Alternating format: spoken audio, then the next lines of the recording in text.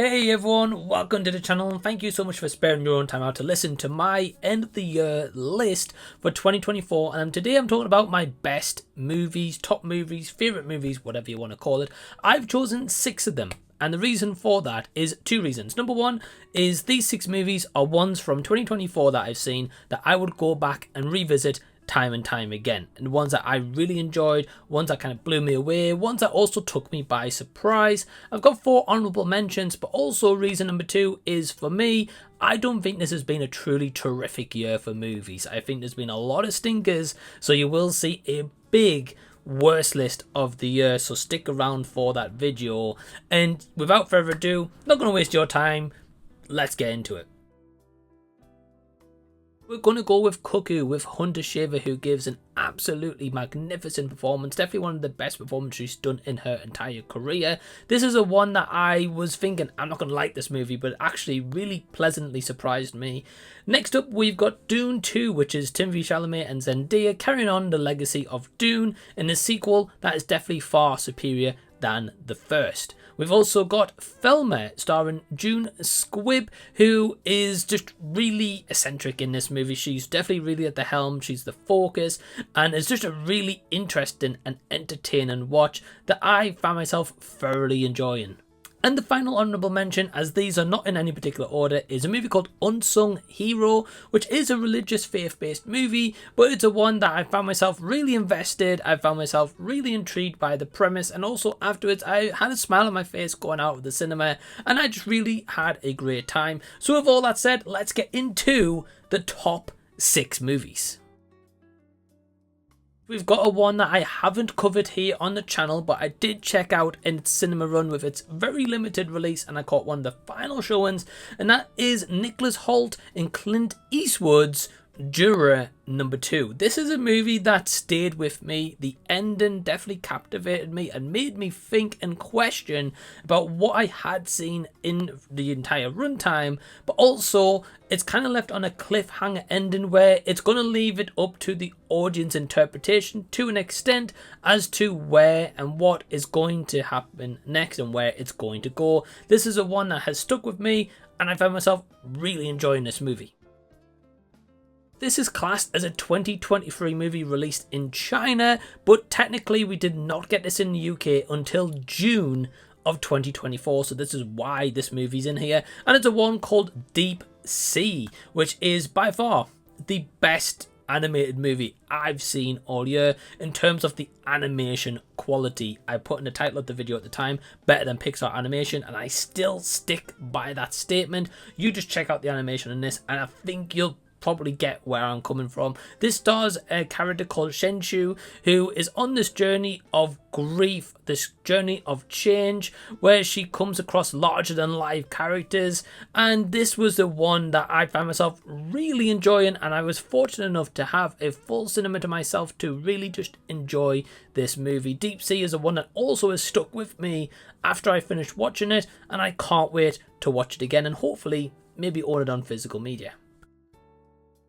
Is a surprise horror movie that I was kind of, as I've just said, surprised by, because this is from Shudder and it's a one with Shudder releases on the channel. I am very fortunate to get early screens, but unfortunately a lot of the time the movies aren't great. However, this one was a pleasant surprise. I've watched it twice now, and that is David Dastmalchian in Late Night with the Devil. This is definitely centered on a 70s TV show. This is the footage of this tragic event that happens, and it follows the on-air screen time. We also get the backstage interviews and what's happening behind the scenes, and that for me was just really interesting and really intriguing as to what goes on behind these shows, and we get that glimpse of the behind the scenes footage, and the way that they captured this throughout was intriguing. It really just kept me guessing as to, right, what's going to go next, what's going to happen next, and what's going to go wrong. So Late Night with the Devil was definitely a treat. Is a one that blew me by surprise. Everyone that was reviewing this early said this was the best one in this franchise that they had ever seen, and I was like, Nah, it's not going to happen because I'll be honest, the trailer for me absolutely stunk. It was terrible. It didn't do this movie any justice, and I think this is why it's kind of failed at the box office. But I went to see it and I was blown away by how good this was. And I'm talking about Transformers 1. Definitely and easily the best Transformers movie that I've personally ever seen. It's a one that I would happily rewatch again. When the Steelbook goes down in price, I would like to pick it up because this is definitely one of my favourite animation movies of the year. It was a really pleasant and really enjoyable ride to the point where I was engrossed. I was waiting to see how it was going to end, what was going to happen, the twists and turns and surprises, and the post-credit scene just left me wanting more. And no other Transformers movie has ever left me feeling like that. So all props goes to Transformers 1. Is probably going to be one of the wildest movies you've ever seen in your life, and especially in 2024, especially when it comes to the genre of body horror. And of course, I'm talking about Coralie Fargeet's movie, The Substance. Yeah, this is starring Demi Moore and Margot Qualley and Dennis Quaid, and this is just an absolute insane trip. I did not know what I was getting myself into.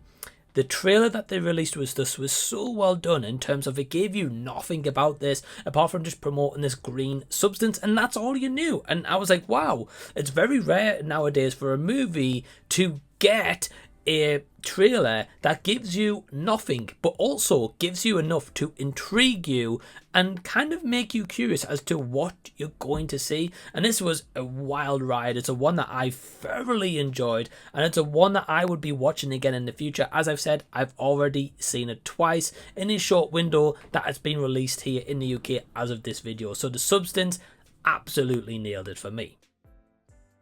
And finally, we come to that time where we hit number one. And you might be wondering, well, Mike, what is number one? Because previous year I did anime, which was like Suzume, for example, and I still absolutely love that movie. And this number one pick for me is probably not going to be on anyone else's number one pick. I'd be very surprised if it was.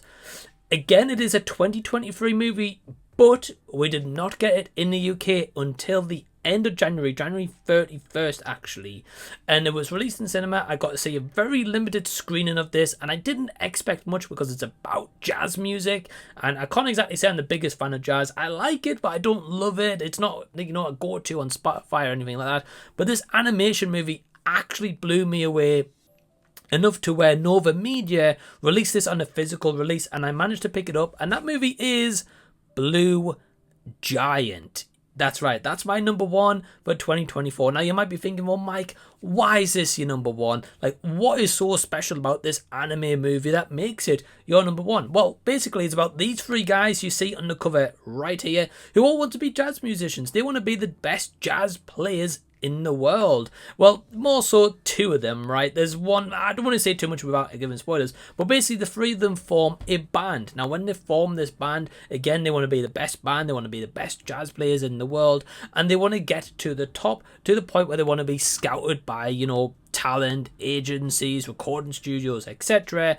And along the way they go on a tremendous journey of friendship, getting to know one another, you know, syncing up in line with music, but also delivering these epic performances to the point where it is going to change their lives and other people around them who hear them for the very first time. And the ending was fantastic. This movie kept me gripped throughout. I saw it in the cinema, I own it on physical media, I have seen it since, and I still get the same feelings as I did the first time I watched it. So Blue Giant is my number one of 2024. But what are your guys' picks? What are your top 10, top 20, top 50 of 2024? Let me know down below in the comment section if you've seen any of the movies that I've suggested and the ones that hit my favourite list. Well, let me know also down below in the comment section. In the meantime, big thanks to all these awesome legends you're seeing on screen right now. For support on Patreon, you can do so as well from only £2 per month. Click that link down below in the description box today to join and get access to so much more stuff